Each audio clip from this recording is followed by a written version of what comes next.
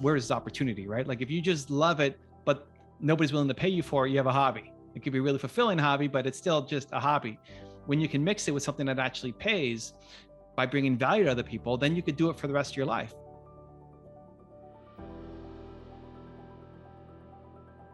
Well, let's dive right in, man. I got some awesome questions. You know, you've done so much, you know, from a young age, you built a biotech company and, you know, but one of the things I love about you is your goals. You have massive goals. And one of your goals is to solve the world's largest problem. Can we talk about that? What is that problem you want to solve? Yeah, I think it's that people don't believe in themselves enough. Oh, I think darn right. Whatever you think is a bigger problem, you know, cancer, great. I think, you know, the woman who solves cancer could have already figured it out by now, but she, one, never went to med school because she didn't believe in herself enough to go off and do it. Or two, she started, but then didn't believe in herself enough to keep going. And so I think everybody has what I call Michael Jordan level genius at something. Like you're the greatest in the world at something. And it's probably not what you went to school for. And it's probably not what your parents did. It's something totally different. So it's one, believing that you could actually be world-class at something. And then two, believing in yourself enough to go and chase it down. And most people don't. And it's still my biggest problem. It's still everybody's biggest problem, the lack of belief. And I know I'm never going to accomplish it. And I wake up every day trying to accomplish it. Yeah. And, you know, don't say that you're never going to accomplish it because you know what? There's nothing we can't do on this earth. Whatever we ask of life, life will give us if we don't give up. There we go. I love it. Chris in the house. One of the things that I love about that goal is it's so big that literally, like most people would say, you could never accomplish that. So how do you take a society that actually trains us to not believe in ourselves and then get people to actually have that mindset shift? What is involved in doing that? You watch Chris's show. You watch this show, man. That's where you're gonna learn. So first off, on the goal, I was inspired by Ted Turner, you know, billionaire, philanthropist, entrepreneur, started CNN, all this stuff. When he was a kid, his father was in the advertising business. And I want to say he was like 20 or 21, Ted Turner was. And his father had a goal. I want to hit $1 million. When I hit $1 million, that's my goal. And he hit the $1 million and then he killed himself because he thought life was going to be different and it wasn't. And so Ted then said, I'm going to set goals so big that I'm never going to accomplish them. And then my life becomes the pursuit of accomplishing those goals. So it's why I say, you know, lack of belief is the world's #1 problem. I'm trying to tackle that every day, fully realizing I'm never going to hit every human on the planet, fully realizing that I'm still going to have to believe in myself more and more and more and more and more, and having a goal so big that we never accomplish it. If lack of belief is your problem, you know, if you feel like society is against you and your parents don't want you to do the thing you want to do, and you didn't go to school and don't have the education, don't have the family, the #1 thing that you can do is start to change your environment. So as much as I said, you know, watch Chris's show, you know, as a joke, it's true. You know, listen, if you were hanging out with Chris every day, you're going to believe in yourself more. You're going to start taking more action. It's just going to happen because whoever is more confident in a situation wins. Chris is more confident in the possible, in the optimism, in where you could be than you are confident in your inabilities to do something great. And so he's going to pull you towards greatness. If you're always hanging out with people who are working out and eating clean and on a fitness journey, guess what? You're going to start working out and eating clean and go on your fitness journey. You may not become what they are, but you're going to be way better than where you used to be. So the environment plays a massive factor. And most people never take the time to strategically and with intent design their environment. So that comes down to your physical environment.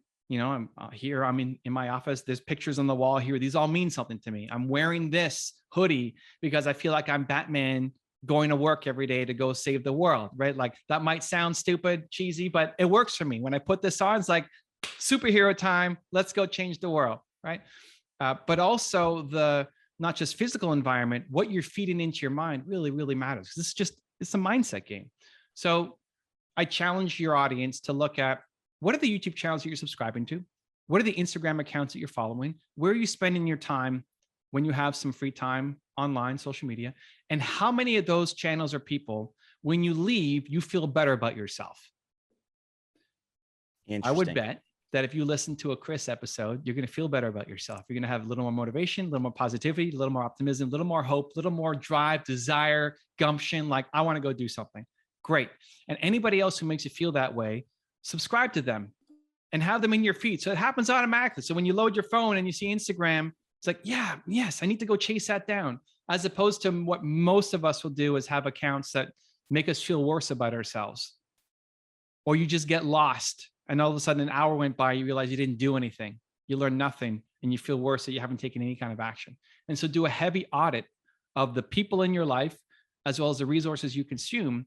Whatever mindset shift you want is possible. You just have to be around the people who believe that to their core. And the problem is you're not around those people right now. Man, I love that. And it reminds me a lot of airplanes. I just have always been infatuated with jets and planes. And, there's an interesting parallel to airlines and the airplane industry. And that is all in the environment. So for example, if you have an airplane, you take two of the exact same planes. One of them is just a bone stock engine. The other one, the guy soups up the engine, puts thousands and thousands of dollars in to make that plane go 5 miles an hour faster. Both these planes take off the same runway and they fly in the same environment with a headwind. It doesn't matter how much extra horsepower or how much extra money was spent on that plane. They are both going to be victim to the environment in which they're flying in. So in the airline industry, they understand the environment. So what would be smart is to wait for that weather pattern to shift, then to take both of those planes off and fly them in the proper environment that they can control with a tailwind. Now the plane has to work not nearly as hard, and it's going to go twice as fast because it has perpetual tailwind behind it. It's a lot like life. Airplanes, you can control the environment in which you fly in, but you have to be patient. You have to wait. Everybody is in such a hurry to get somewhere these days that they miss the biggest opportunities and the proper environments in which they could operate their lives, their finances, and their mindset. But we don't do that because we've never been taught to do that. So I just had to do that parallel because it's just, we all have flown in airplanes where the pilot comes on and says, hey, we've got a headwind against us. We're going to be arriving about 30 minutes late. So if you've got a connecting flight, you're going to have to run your butt off through the terminal. Or we've been on the flights where it's going to be a nice smooth flight. We've got a nice tailwind behind us. We're going to arrive 30 minutes early. Enjoy your flight. That is just changing the environment in which you operate in. And I love that you use that analogy because it is literally all of us. We all have that choice to change the environment and how we operate our lives and everything else. Beautiful, man. Beautiful. I love that analogy. And I think the struggle most people have is they feel like they can't change their environment. They don't believe that they're in control and they can go to different levels to get out of the turbulence or to catch the right wind. A lot of people would say, well, I don't know Chris. I don't hang out with people like Chris. You don't understand my family or my friend circle. I don't get to hang out with Chris or Oprah or Elon Musk or these people. And it doesn't have to be massively difficult. Step one is just remove the people or severely limit access to the ones who make you feel worse about yourself. Mm-hmm. If you're telling your idea to friends, friends will put in air quotes, and they just crap all over it, like maybe you should stop telling them ideas. Maybe you should stop hanging out with them. Maybe you should stop. Just because you went to school with them in kindergarten doesn't mean that you're meant to be friends for the rest of your life, right? So you start by limiting access to the people who make you feel worse. And that includes your online accounts, right? Again, you're scrolling, it makes you feel bad about yourself. Unfollow that person. They don't care about you, so don't worry about them. But then two, you can supplement with, think about the people who you have met. Maybe it's not Chris. Maybe, it's not at that level yet, but somebody who's a friend who, when you hang out with, you just feel better. Most friends, when you leave them, if you're listening to this show, if you are part of Chris's audience, you are probably the most ambitious person in your circle. You are probably the one who's filling other people's cups up, who's given them hope and optimism. And that's great service. It makes you feel good because you get to lift others up. But you got to think, who's doing that for you? Who's lifting you up? Who's telling you that you can do things and pushing you in a loving way towards your goals, as opposed to telling you that you can't do it? And we probably don't have many, but if there's any one person that makes you feel better, where after this conversation, I'm going to feel better. I have more energy leaving Chris than I do coming in. That's great. I should spend more time with Chris. You should too. Subscribe to the show, right? But if there's anybody like that in your life, even if they haven't done amazing things yet, just try to find more ways to do something with them, like schedule a monthly coffee with them. Just find an excuse to spend more time with them. And then you supplement with the online, right? You can see Chris on his YouTube channel. You can learn from Les Brown and Oprah and Elon and whoever you look up to. You can be around them every single day, even if you never meet them.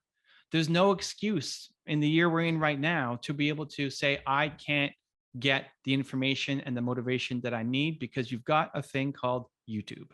You're darn right. And YouTube has been something that I've been fascinated with. And, you built just a tremendous following, over 3 million followers on YouTube, and your following loves you. So when someone looks at a following like you have, they say, I could never get there. I didn't start early enough. They come up with a lot of roadblocks and excuses as to why they can't be Evan Carmichael. Why can't they have 3 million followers? They stack up all these negative mindsets and these negative roadblocks, but you did it. Let's get into a little bit about how did you build it? Is it even possible to build a YouTube subscriber base like you have if you're starting today, or has the entire algorithm in the system changed from when you did it to now? It's only easier today than when I did it. That's what I thought. When I started, it was April 2009. So it's been a minute since I've been on. Long form educational content wasn't a thing. YouTube wasn't a place to go to learn. It was really short videos, prank videos, meme videos, man falls downstairs and hits his head, like just really stupid videos. And here I am making long form thought leadership content. It just wasn't what people were consuming. I just loved it. And I'm a visual learner. I'd rather see something than hear it or read it. And there was no other video platform at the time. So it's like, okay, I'm gonna do this thing. Now YouTube is an education resource. It still is pranks and still has music and still has recipes and all sorts of other fun stuff, but it's a place people go to learn.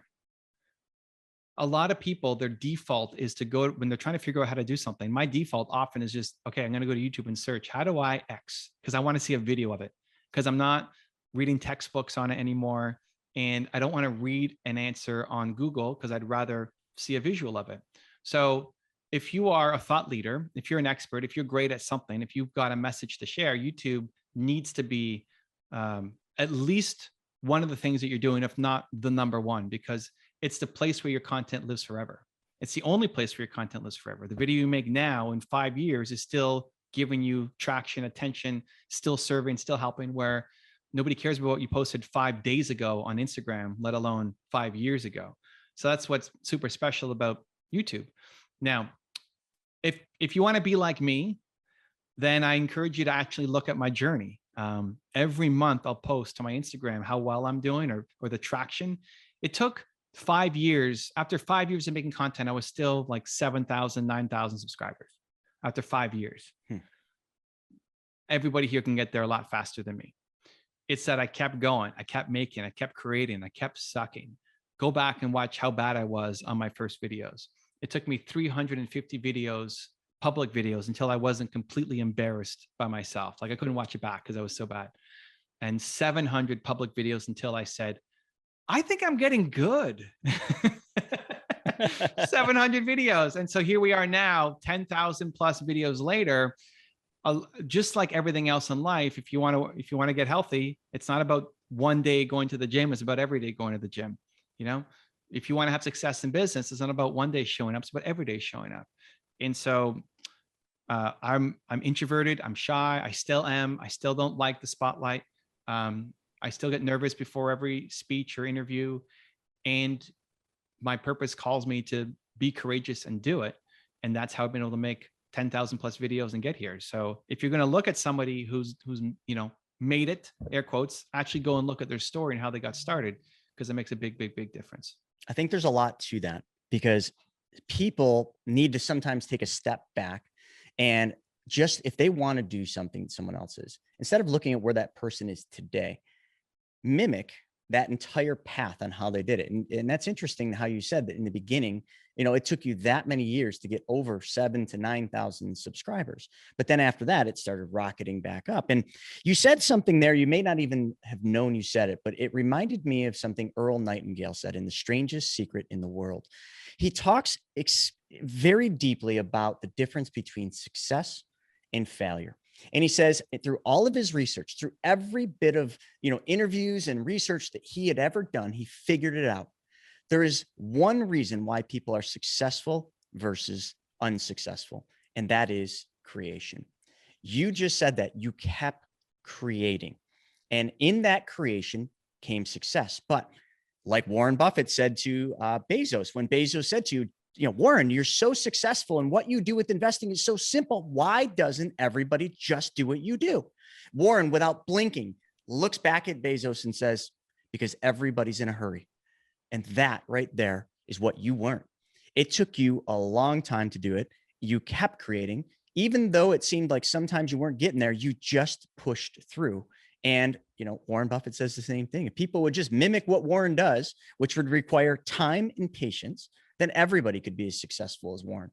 But nobody wants to believe in themselves, which is where you said that's your main goal. That's the problem you're trying to solve for the world, is get people to actually believe in themselves.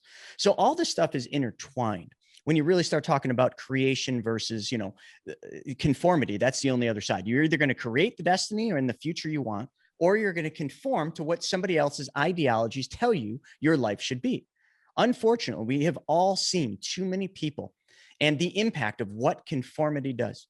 When they conform to other people's ideologies, whether it's their parents, whether it's their friends, their coworkers, their life can't get beyond that because they're allowing somebody else to dictate their future. And that somebody else clearly didn't follow their dreams because they're not where they want to be. So the negativity then is contagious. It's like a bad virus. The same thing with mindset and with negativity. It's like a bad virus. It's very contagious. And I can tell you, Evan, when I was a kid and even going up into my 20s, I had two best friends in the world. One was very optimistic and did very well. The other one was not. But I spent a lot of time with the one that was not. He was incredibly negative.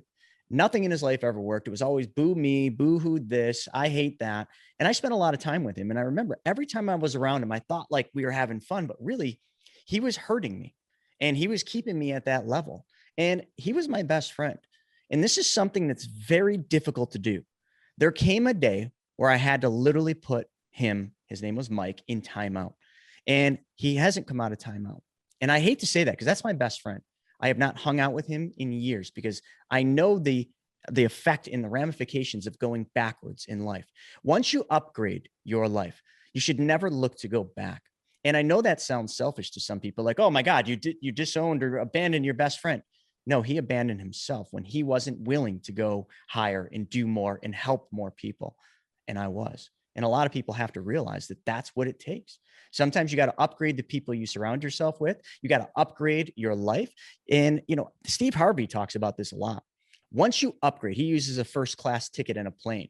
Once you fly first class, the next time, maybe it was luck, maybe you got upgraded, but the next time you get on that plane and you didn't upgrade to first class and you walk back to that coach seat and you're right in the middle, and it's super uncomfortable, two big gentlemen sitting next to you, you start thinking to yourself, why didn't I just upgrade? The good question is why didn't you? Some reason you didn't feel you were worthy. You just couldn't justify the extra expense. But you know what? Again, it just goes back to once you upgrade, you should never go backwards. I don't care if it's a first class seat, a car, or just the surroundings and the environment in which you're operating in. I love that.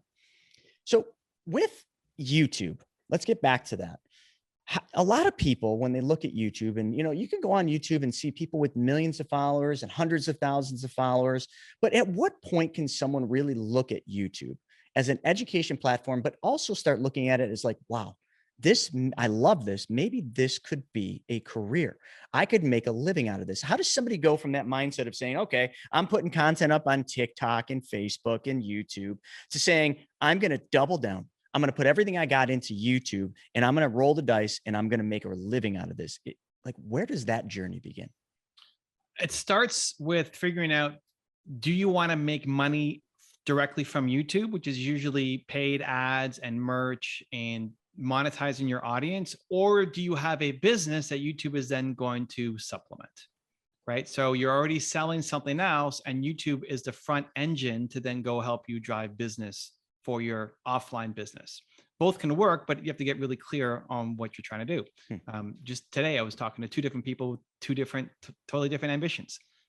One of them had a business, just landed a mid 5-figure deal from YouTube. He's got 1,000 subscribers. Like it's not a big channel, but the goal doesn't need to be to have 1 million subscribers. Because if you're talking to 1,000 or 10,000 of your direct audience that then converts to a big sale from your business, that's great. Don't make it your goal to be an influencer, right? Make it your goal to actually grow your business. So when I'm talking to people who have businesses already, that becomes the goal, because they think, oh, I'm just going to have 1 million views on my channel or have this big. You don't necessarily need to. Like, I wanted to actually drive results for your company. If you don't have a business and you want YouTube to be the business, then now we got to think, okay, what's the content that we're going to make that you feel connected to, that you're not going to burn out from, that will pay well, that will put you at the seat at the table. Look at my channel. I've done over 10,000 videos. Not all of them are public, but over 10,000 with all the channels, probably 12,000 videos, something crazy. So been online for 12 years, made 12,000 videos. I've got 1,000 videos a year. It's 3 videos a day. Wow. For 12 years, right? Like, you'd have to be a dummy not to win if you put in that many reps. The thing is, though, some people will look at that and say, well, that's crazy. And I guess it is crazy. But this is why, all of the success that I've studied, a lot more than most people, just given the nature of what I do on my channel, the number one rule they keep coming up with over and over and over and over again is that you have to love the actual thing that you're doing. You have to actually love the process, not just the result you're going after. So I love the process of creating content, making videos and releasing them. I look at my calendar today and it's wall-to-wall interviews, and I see Chris on the calendar, and I'm excited. This isn't work for me. I look at this in my calendar, it's like, this is not work. This is going to be fun. I'm going to leave with more energy than I came in with. So it's easy to keep doing that kind of stuff when it fills you up versus sitting at home being unproductive. I broke my neck on my tour in 2019. I broke it in 2 spots and had a concussion. And I was 2/3 of the way through a 90-day tour. And I finished the last month on tour.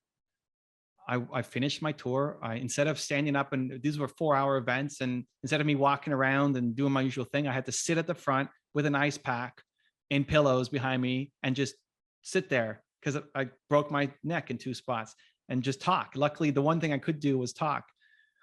Why didn't I just go home? Like, my agent saying, go home, you're crazy. What are you doing? It wasn't trying to prove some technical, like, look at me. Being on the road and being with entrepreneurs is healing. Like, that, being at that event speaking was part of my healing. It made me feel better versus just lying on the couch feeling sorry for myself. And so when you find the thing that you absolutely love doing, that you can get lost in, that's what you then have to couple with, where's the opportunity, right? Like, if you just love it, but nobody's willing to pay you for it, you have a hobby. It could be a really fulfilling hobby, but it's still just a hobby. When you can mix it with something that actually pays by bringing value to other people, then you could do it for the rest of your life. Like, I don't know if I'm going to be making YouTube videos forever, but creating content forever, like in 20 years, we're going to be doing this again in VR. I'm going to be hologramming into your living room. That'll be awesome, man. I can't wait. It's going to happen. Whether that's YouTube or some other maybe Chris's new platform that he launched into a $20 billion company. Like, we're going to be doing it bigger, but this is for life. And I think most people, when you see that they're in a hurry, a lot of it is because they don't actually even enjoy the process. They're in a hurry to try to get results without liking what they're doing. And you're always going to lose if you're just chasing the results, because no matter how much you say you'll do whatever it takes, you won't if you don't actually like it. Like, imagine the price to pay was you're going to make 10,000 videos. Would you do it? You're like, no, that's too much work. If that's your default answer, you're just in the wrong thing. I love it. And there's something else. So you could do 10,000 of, and it's like, I'd love to do 10,000 of those things. Let me do that. Yeah. And I think that's one thing that maybe a lot of people get off on the wrong foot with YouTube is they immediately go into YouTube and they say, I'm going to put content up because it's funny or it's this or that. But their main goal is, I want to make a lot of money on YouTube. If that's what you lead with, you're going to burn yourself out. Like, I love that you mentioned that about doing something you love. And I talk about this all the time because I'm always on the phone with people and always speaking to different people about this. And I always tell them, I say, what is it that you would do if you didn't get paid? And then, a lot of them don't even know the answer, but some of them do. And I say, that's what you should be spending your time on, because that's where you're going to make the most amount of money. That's where you're going to find the most amount of enjoyment. Because listen, until somebody makes a lot of money and has things, they will never understand that it's not the things, it's not the cars, it's not the house, it's not the money that makes happiness. Actually, a lot of people that are incredibly wealthy, multimillionaires and billionaires, they're miserable because they've made their life about money, and money is shallow and it ends. People that actually spend their time doing things that they love, that serve other people, that solve someone else's problem, they are so fulfilled. Yes, maybe they're a billionaire, but you know what? They would give it all away tomorrow because that's just what they would do. And they don't care about the money. The money is just a means to help more people. So as they make more, they spend more to help other people solve their problems. If more people would just stop focusing on the me, and start focusing on what really matters in life, and that is the act of giving. Everybody says it, from the Bible to Zig Ziglar, help enough people get what they want and you will get what you want. That is the truest form. So what you did with YouTube was simply because you loved doing it. I mean, come on, you couldn't have done 12,000 videos if there wasn't a true passion and a true belief that you were solving other people's problems, which you absolutely are. And that simple thing is, I don't know why it's so simple. It's talked about in every book from Napoleon Hill and all of them, but yet so many people either read it, love it, and then they're like, that's foo-foo, or that's not real. It's a universal law. It's as real as it gets. You can't break the law. And if people think that they can break universal laws, go to the top of the highest building. And, why don't you go to Toronto? They got some big buildings. Go to the very top and just jump and tell me if you can beat gravity. Because I'll tell you something, you'll be a pancake on that ground because you can't change laws. And that's exactly what we're talking about here, is the universal law of giving and solving other people's problems. And gosh, man, it's just so much to that. And if success is really all about just creating, and if success is so simple as just going out and doing something that you love that you would do for free, why doesn't everybody do it? Why isn't everybody starting a YouTube channel, going out and just pouring their heart out in the things that they love? What would be the one thing that you would say stops people from doing that? Because it just seems too simple. You need to expect to suck at the beginning. A lot of suck. Got it. A lot of suck. People expect not to suck. This is the problem. So here's the thing. You'll look at somebody's video. Maybe you look at Chris and you say, wow, Chris, look at this guy. He's had all this success. He's doing his show. He has these guests on. What a great channel. I want to do my own show. Chris inspired me to launch my own channel and have guests on. And you look at Chris and he's a great interviewer and you think, okay, I may not be Chris level, but I could do a pretty good job. I could be like a B-rated Chris to kind of get started. And then you go and you film your first episode and you watch it back and realize, oh my gosh, I suck. I'm not even a B-rated Chris. Like, I'm just way worse than I thought I was ever going to. Like, this is embarrassing. I can't put this thing up. And then you don't release, you don't publish, you don't create, you don't share, because you expect to be not the greatest in the world. You don't have delusions of being amazing, but you don't expect to suck as hard as you do. And that's the problem. And so then you stop. Where the key is just expect to suck at the beginning. Just expect it to be terrible. I don't know why people expect to be great out of the gate. It doesn't mean you suck as a human. It just means you don't have the skills yet. How do you get the skills? By practicing. Mm-hmm. Did you just get on a bike and ride? Did you just go on skis and crush it down the hill? Like, you fell multiple times. That's how you get better at something. You learn, you try, you suck, and you keep going. I think actually, if you start a YouTube channel, and you're Chris level on your first episode, then I think you suck, because you should have started 3 years ago. Mm-hmm. Like, to wait and be great out of the gate, that sucks. Like, what's your story going to be? Imagine somebody looks back on your journey and look at how perfect your first episode was. I couldn't do that. Right. I like that people can go back and watch how nervous I was on my first videos and sweating and trying to memorize lines, and how it's just, I hate watching it back, but I love that the journey's there. So it's legit. You can see all along the way. I didn't delete my first videos. They're all still there, because you think, well, what is your message actually to the world? Is your message, don't release anything until you're perfect? Is that what you would tell your kids? Don't do anything, son, until you're perfect? Of course not. But that's what you're living. No matter what you're saying out of your mouth, that's what you're actually living. And so we just expect to be good. We're worried about other people's judgments. And as long as those are the reasons that are preventing you from getting started, you're always going to stay stuck. Yeah, I think you nailed it there. A lot of people always think that somebody else is going to judge them because they suck.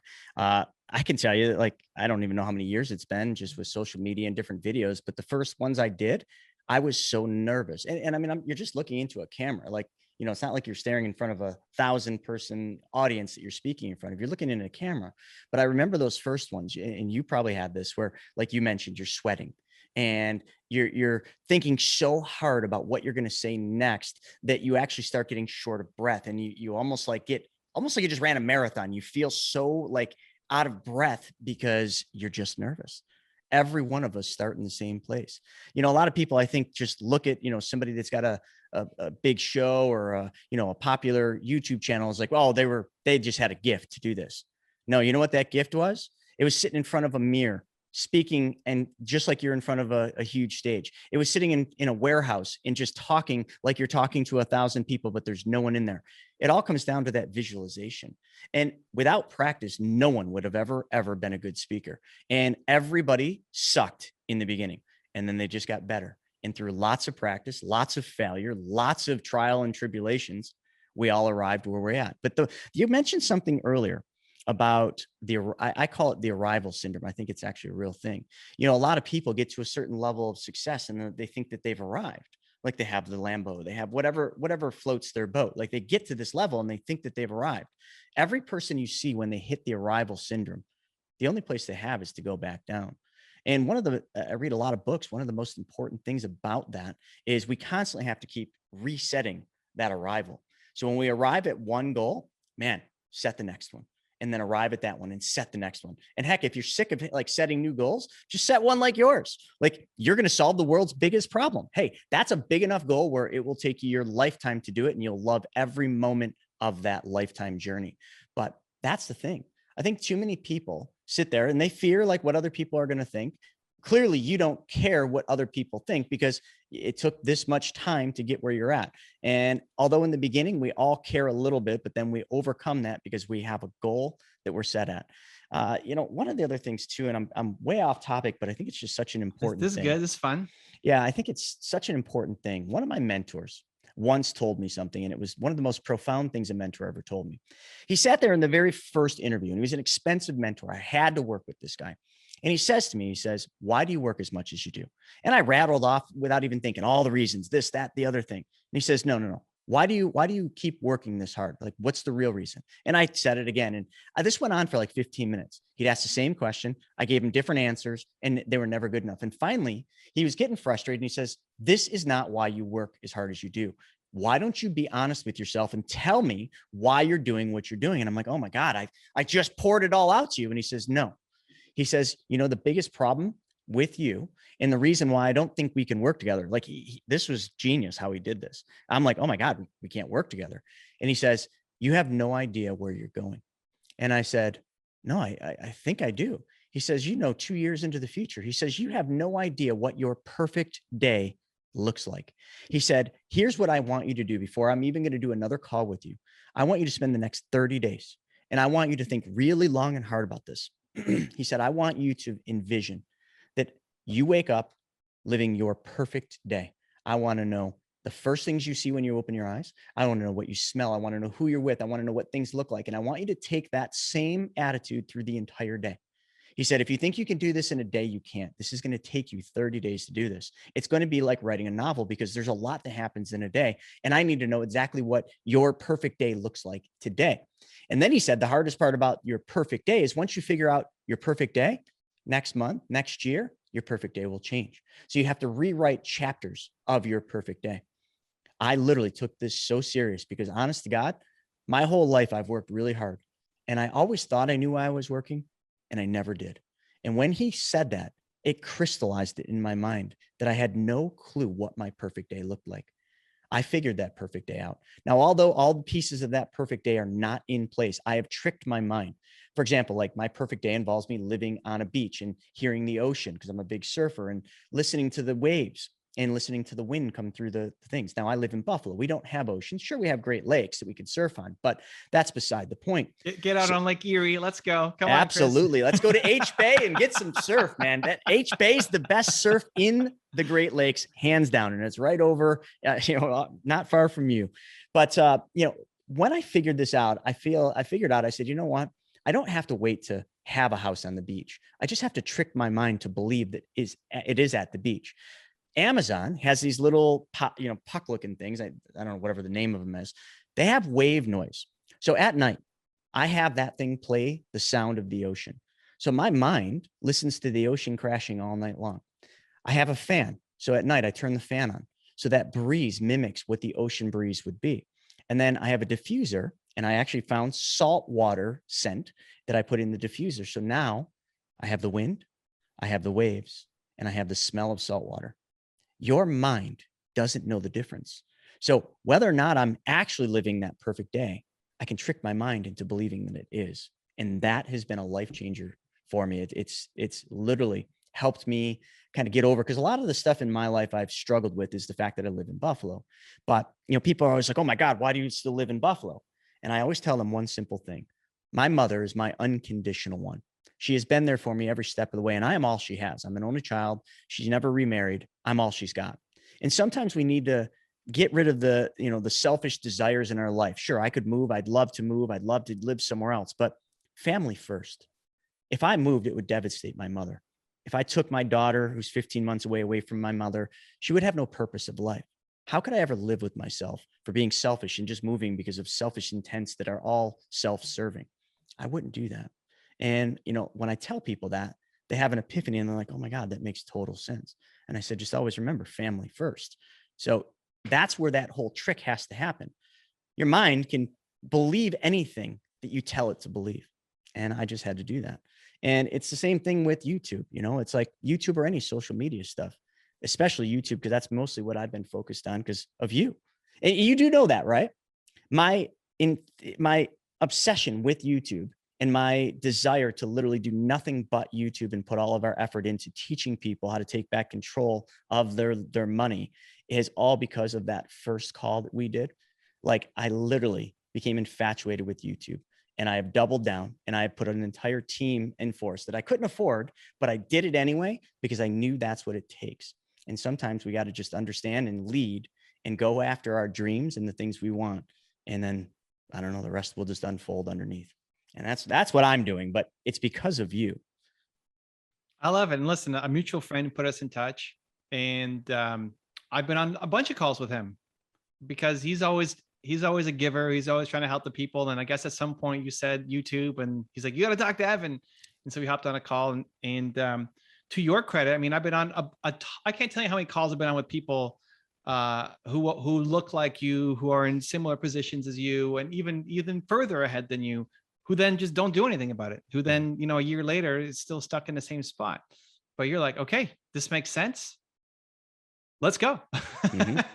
And start aggressively going towards it. And I think that's the key difference. It's like the people who have ambitious goals, but then take consistent action on it, even if they don't know what they're doing yet. It's like, we're going to figure it out partially as we go. I'm going to get team. I'm going to get mentors. I'm going to get guidance. I'm going to research, but also you need to just start. You need to start doing. You need to start creating. And I think momentum is usually the biggest thing that's just missing for people. Most of the people, if you're listening to this show, you've got a big heart. You have a big purpose. You want to have an impact. You know you're capable of more. You don't want to be in the same spot a year from today that you are right now. The only thing that's missing is momentum. Imperfect momentum. You're just not doing enough work. And I lost a $40 million deal when I was 21 because of that same reason. So I'm a recovering perfectionist. So I get it.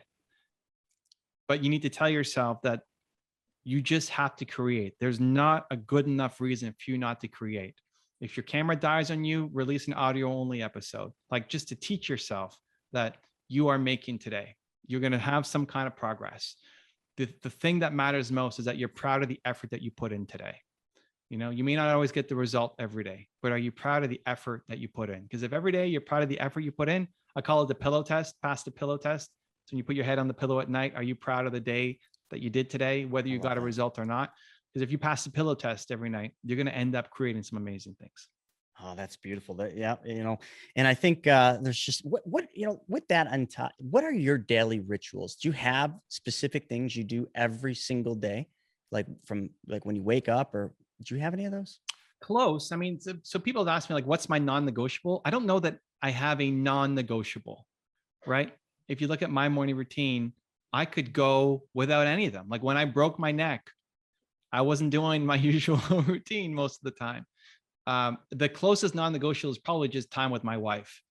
I don't know that there's been a day since we got married that I haven't at least touched base with her, like a traveling, touring, whatever, but there's always still the connection back to her. I'm pretty introverted, shy person. I don't really have friends. I don't need like a big social circle, but I need my wife. And so there's always that connection every day. But that's like non-negotiable. If you're talking about what happens most of the time in my daily routine, music has to happen first thing. Like that's probably the most important thing. I wake up, I put music on. And you put music on for how you want to feel. Music is the fastest way to change your state. I think one of the misconceptions about successful people that most people have is that we wake up and say, yes, Thursday, I am ready for a great day. Come on, let's go. I listened to the waves last night and I'm going to crush today, right? It's like, no, that's not how people wake up. That's not how I wake up. That's not how Chris wakes up. That's not how Tony Robbins wakes up. It's like, that's not how people wake up. So if you wake up and you're tired and you had a rough night and you got lines on your face and your nose is all clogged, like that's normal. Welcome to everybody's life, So that's like, start there. Like you're not that, you're exactly like everybody else. But then the difference between become successful people then have habits and rituals that are specifically designed to get them into action. So music, I find, is the fastest way to just get me going. And so you don't have to be the person who's like dancing all over the house, but there are some songs that if they came on right now, even if you were sick, even if you were tired, you would have to move. Like at the very, especially for the guys, like at least do like the head bob or the little knee tap or the toe tap. Like what song, Chris, if it came on right now, you'd have to move a little bit too. Oh my God, there's so many, but any song from Rocky. So like if Eye of the Tiger comes on, oh dude, that one's, I'm probably up dancing and just like kind of punching something in the air. Even if Chris got like the worst email of his life, or just something super negative happened in business, or he only had an hour's sleep last night or something, and Rocky comes on, he may not be dancing in the house, but he's moving. Yeah. And that's key, because you just need to get moving in the morning. You gotta start creating momentum. We wake up like an accident, fall into other people's agendas for our time. You look at your phone and it's all these emergencies that other people have for what you're supposed to do, to help their life get better, where you change it by putting on music for how you want to feel. A lot of times we'll also put music on for how we currently feel. Like if you're feeling sad, you put on sad music. Like don't do that. You stay sad. Put on music for how you want to feel. And it starts to shift your energy. So I have my morning playlist. But my music, don't worry about my music. I have Korean songs and Chinese songs and Serbian songs, and it's all over the place. You can find it. There's like 500 songs or something. It's on my main channel. But don't worry about what I like. I gotta add Rocky though. I gotta add Rocky. Heck yeah, man! Eye of the Tiger's a must. You gotta do that.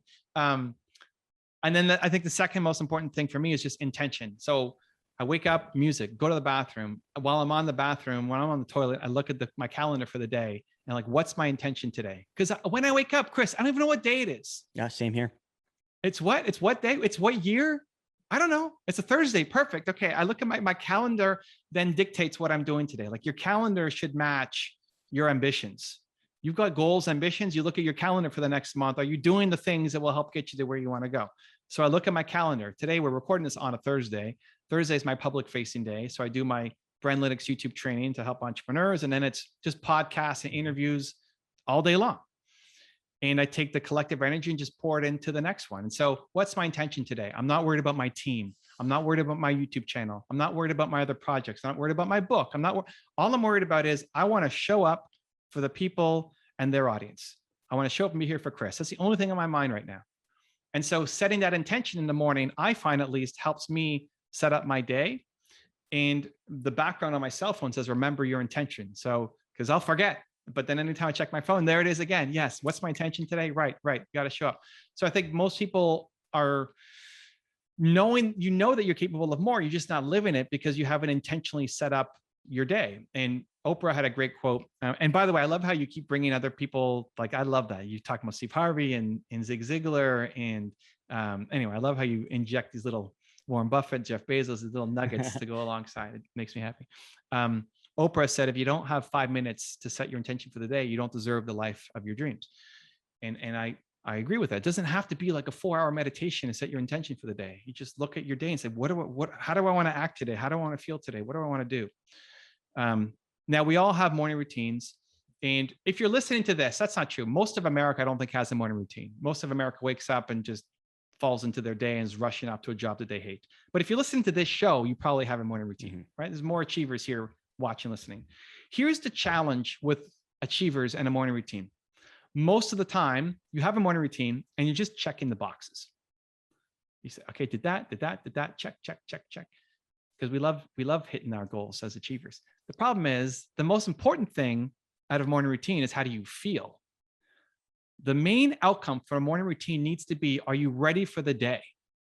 Are you filled with courageousness, with boldness, with momentum, like ready to take on today and do something new, scary, difficult, hard? Are you ready for that? And if not, then there's something wrong with your morning routine. So more important than what The Rock does or what Evan Carmichael does or what Chris does, like, what do you need to do to feel bold, powerful, confident, ready to take on the day? I was doing an event in New Mexico and I asked people about the morning routines, and a woman said, well, the most important part of my morning routine is prayer. Perfect. How often do you pray? Every day. Every day? Every day. I pray. Perfect. How often do you just say the words, and how often you actually feel the connection from the prayer? And she paused and like hadn't been asked that question before. And she said about half the time. So about half the time, she actually feels connection. She feels powerful. She feels ready. She feels gratitude. She feels the words that she's saying. And half the time she did the prayer, but she's just checking the box. I did it, but you don't feel anything. If that's you, and that's the case for a lot of achievers, maybe at least half the time, if not more, you've checked the box to say, I did it, but you don't feel any better than you did when you woke up. And if that's the case, then you would need to either add something into your routine to get that feeling, or you just need to go back and do it again, but with more intention.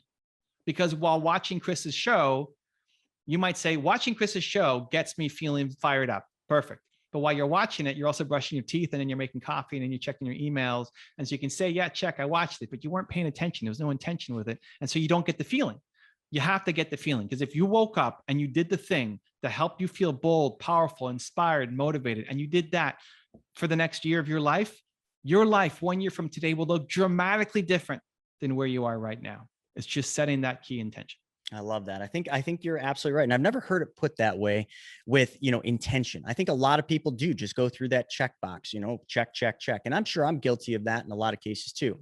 First thing I do is I drop to my knee and I give gratitude. I thank God for the day. And that's sometimes all I say is just thank you for today. That's it.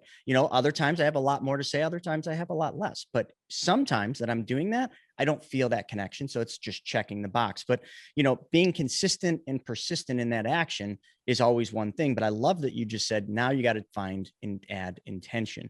So I'm going to start applying that and start doing that. I am, one of the things that, I've definitely in my life that has helped me tremendously is I believe that I am always a perpetual student.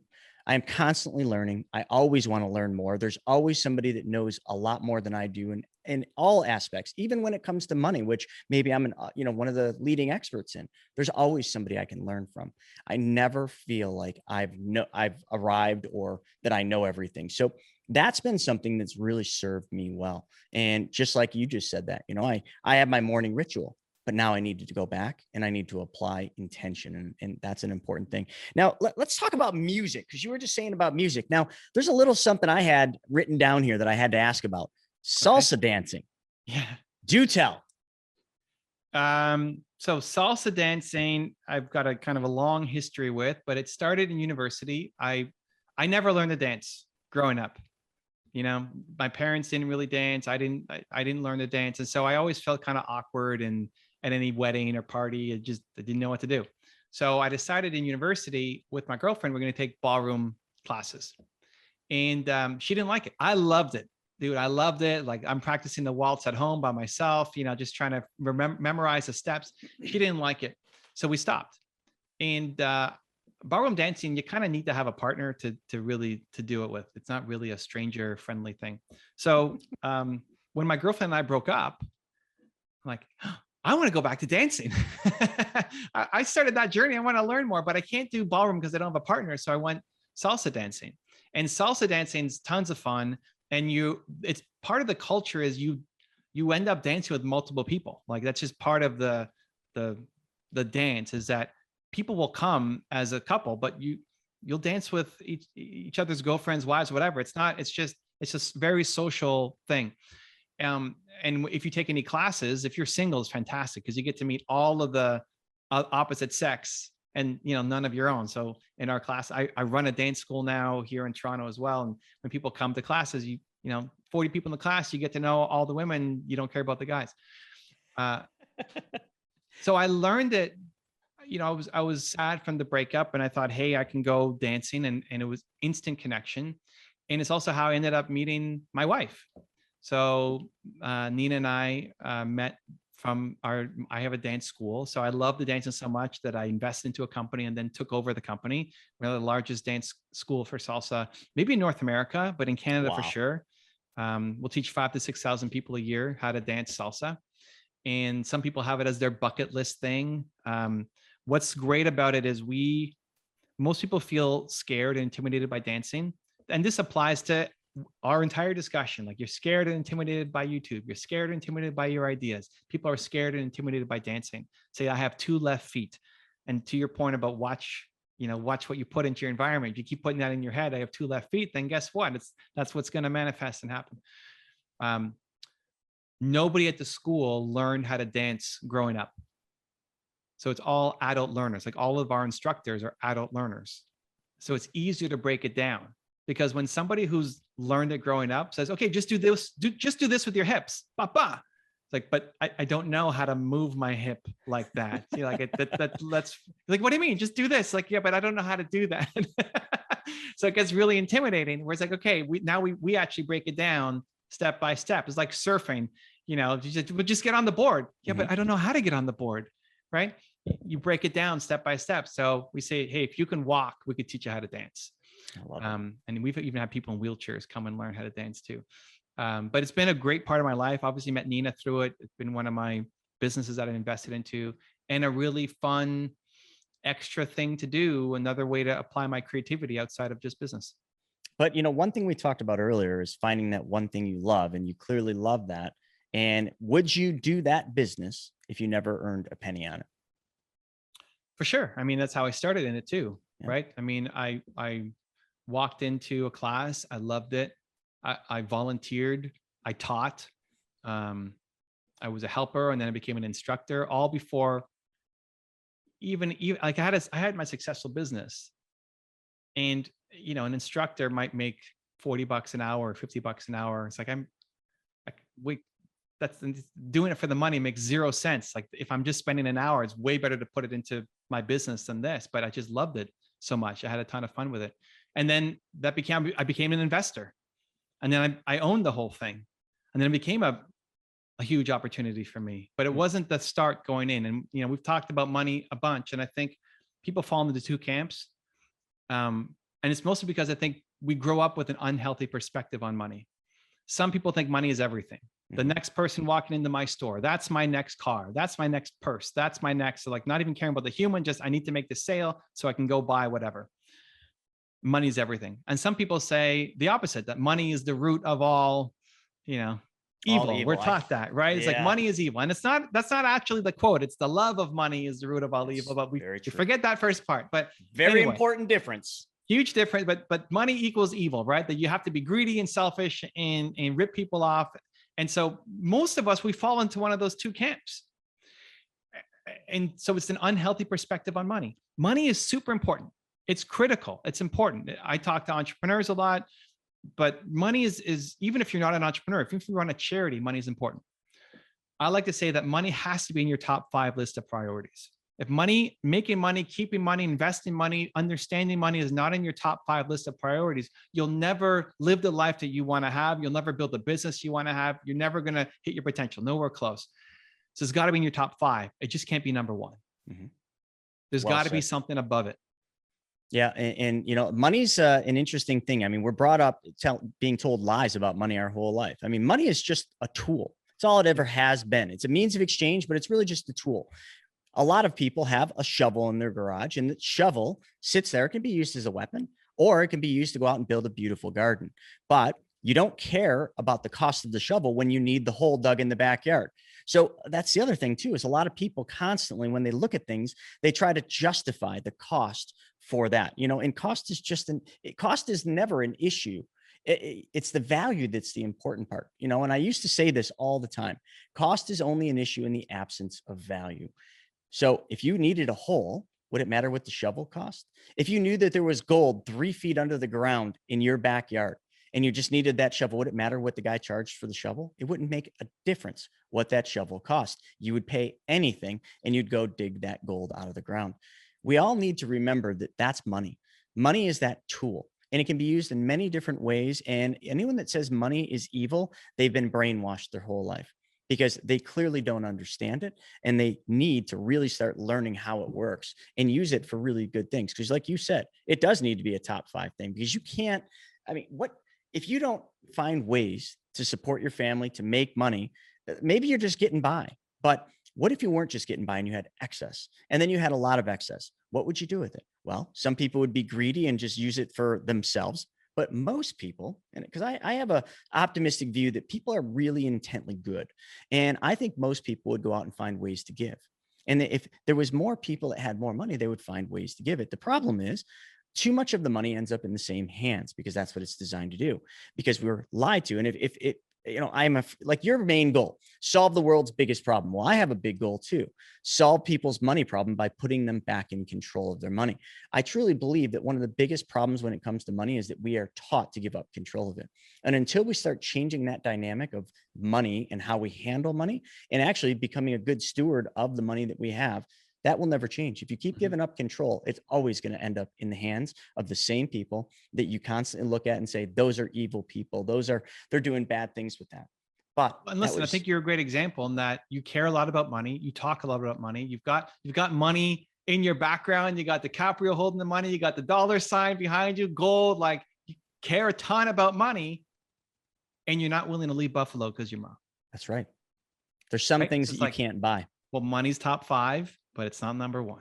Time is probably my number 1. It's the single most important thing to me, is what I do with my time. And I've had to learn a lot about, you know, saying no. I used to be the yes guy. You know, I'd say yes to everything. If someone called me and said, hey, can you speak at this event? Yes. Oh, can you speak at this event? Yes. And then that took me away from my family, and I'd be gone 3 weeks or 4 every single month. It wasn't until I literally learned the powerful word of no. When I started learning how to say the word no, that taught me that when I say no to one, I'm allowed to say yes to the right thing. And that was one of the biggest lessons I've learned in my life. And I've only recently started doing this. It's very difficult. It's way easier to say yes than it is to say no. But the second you say no, you feel relieved, because now you're free to say yes to what is the right thing that you've been waiting for. And I think that's very important. So Evan, in closing up on this, I got one final question here. All right. Doritos. Huh. Where's the Dorito bag? Where are they? That's true, actually. I didn't see it. I had to ask. It's true. It's true, actually. This is amazing that I don't have it on me right now. Oh my God. Did I catch you without? I caught you without Doritos? Yeah, you did. Because they used to be here, but I moved everything around, so I put them here, and now I actually don't know where they are. It's so jerry-rigged right now in my office. Yeah. Okay. So this is awesome. So for people who don't know the story, I love Doritos. And I have a giant bag of Doritos in my office. It is in my office somewhere at all times, because it's a reminder to myself that I'm stronger than the Doritos, because I just want to eat it all day long. And this is very different advice than what most people will give. And so see if it works for you or not. Normally, when you're on some kind of diet, the first thing that people say is get rid of the junk food from your house. Just get rid of it so you're not tempted. I think that actually makes you weaker, because you're training yourself that you can only win in a certain kind of setup. Where then what happens when you go on vacation? And what happens when you go to a party? What happens when it's a long weekend? What happens? You lose all control because you never taught yourself to have control. You just taught yourself that you can win in a certain kind of environment. So people ask me, why do you have, like, is Doritos sponsoring you in your videos? Or they say, like, why don't you have healthy options instead of promote? Like, Doritos would never sponsor my content if they actually knew the theme behind it, because I want to be the person that says, damn the Doritos. It's my damn the Doritos strategy. Like, there's no way that bag of Doritos is stronger than me. And even though I can't see the bag, my mouth is salivating right now just thinking about the sweet chili, spicy Doritos. Oh my God, it's so good. And I went to Costco and got like the half human size giant bag of Doritos. and that's always, there just as a reminder that when I look at it, it's like, it's a trophy to myself. It's a reminder of my own self-confidence and willpower and growth and development, that I want to be able to look at the things that tear other people down and say, I'm stronger than this, that no bag of Doritos will own me. Now, I don't know if that goes all the way down, like addiction and drugs, and not people asking, well, what about alcoholism? Well, I don't know. I'm not even an expert on this stuff. This is what works for me. I want to eat it all day. People have done this now. Like, they hear this story and they get inspired. I had one guy who was trying to get sugar out of his diet. It was a friend of mine. And so he would take his coffee and have the saucer, and his wife would bring him, the coffee, and you normally put like the sugar packet on his saucer, and he'd just leave it there on the saucer, and he would look at it while he drank his coffee. It's like, I think that makes you great. Like, for anybody who followed me on my tour, we're on this crazy diet while we were touring, because that eating healthy while I'm touring was always a challenge. Like, not this time, because I'm going for 90 days. I can't stuff my face for 90 days because I'm going to come back just a disaster. So I would go into Trader Joe's and wherever we would stop for food, and I would film me yelling at the cookies. I'd be like, what are those cookies that have like the cream and the jelly on top? Anyway, I don't know. I would look at them. Good ones. Oh my gosh, dude. And the Oreos that you guys have in the US are crazy. We just have normal Oreos. You got the mint ones and the peach ones and like pistachio and triple thick Oreos. It's like a whole aisle of Oreos. Like, this is amazing. So I'm walking down the aisle doing Instagram stories, like yelling at, I'm stronger than you Oreos. I'm stronger than you, whatever, jujubes. And it actually makes me feel good. It's like, I can walk through this aisle, salivate like crazy, hold up, like there's a cookie in front of me. I'd hold it up, smell it. My camera guy went and bought some like fried chicken and cookies and stuff. So I was like, give it to me. I bring it up, just take a deep, like, feel it, and then give it back to him. And just to know that you can do it, I love that stuff. Just to know that you can do it, instead of saying, I suck, I'm not strong enough, I had to put the cell phone alarm in the other room and have it bounce around the house because I'm not going to wake up to the 18 different alarms. Like, no, I want to train myself that I do difficult things. Dude, I am so glad I asked about the Doritos, because that is phenomenal. And I don't even have it. I can't believe it's like the first time. And this is probably the only time. It's the best. I'd love it.